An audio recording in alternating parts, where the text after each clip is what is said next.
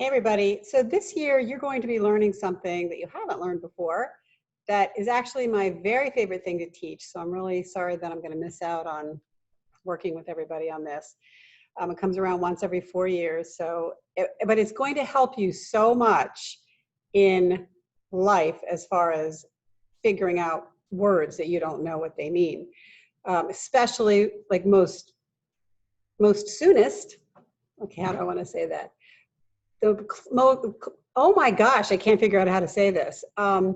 Closest to now is when you're taking the SAT or the ACT, and you're definitely going to come across words on there that you don't know. And if you know these Latin and Greek roots, which you're going to know them really well, they're fun and easy. If you know them, it's going to help you decipher the word and figure out the meaning. It's going to help you a lot.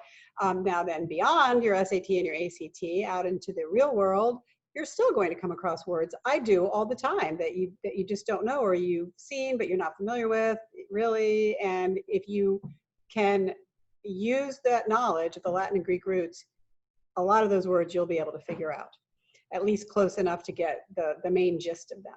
So what we're going to do is every day, I think it's every day, I'm looking at my scales. Yeah, every day you're going to get 2 new ones. So we're going to start with 2 today in just a minute. And I want you to have a notebook devoted to this.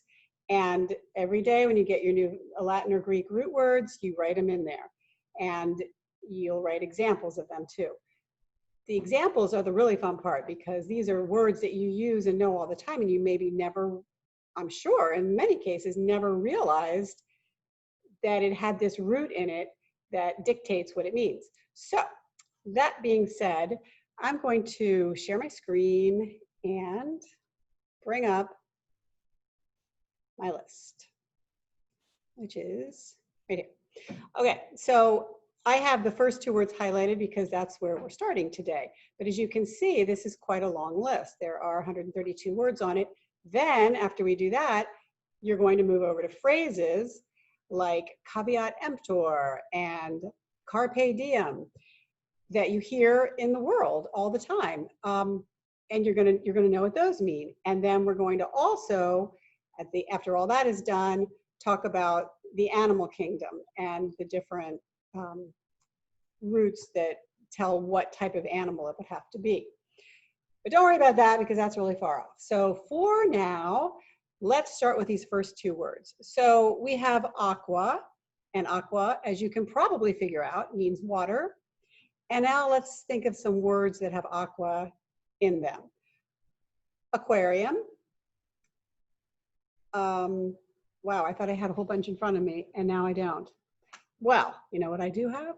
I have this thing called membrane. So let me bring that up. Okay. Well, I don't know if aqua is in here. It doesn't have all of them.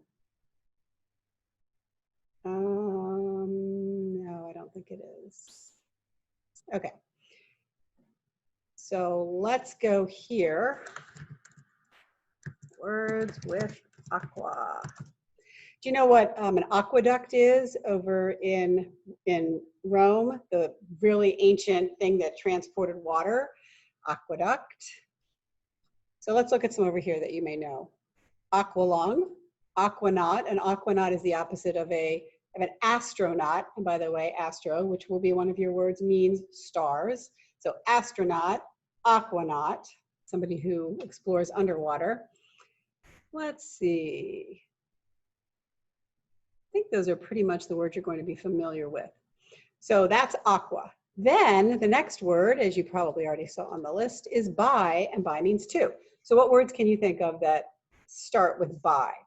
Well, you have bicycle, and cycle is another one of those words that we'll get to later on. It means wheel, but bi means 2, so 2 wheels, bicycle.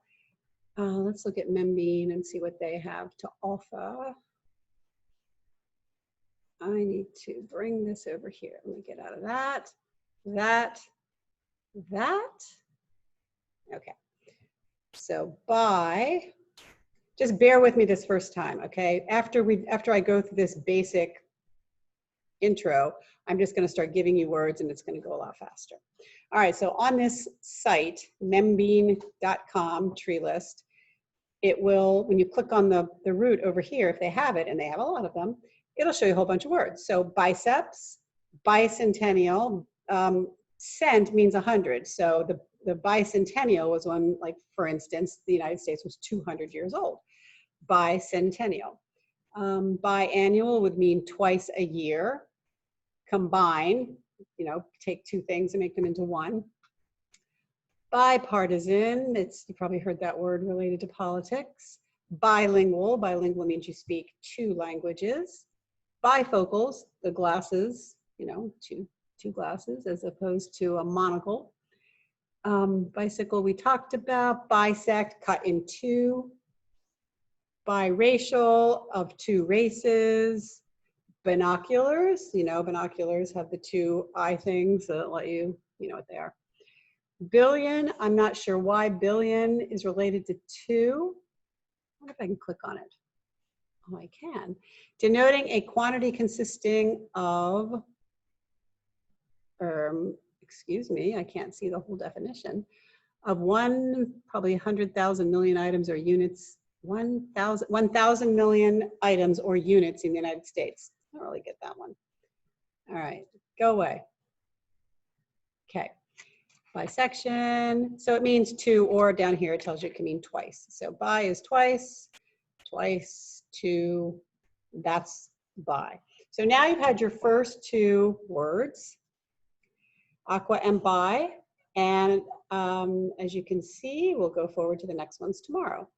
I won't do them all at one time. You'll be able to do this every day and just add to your list.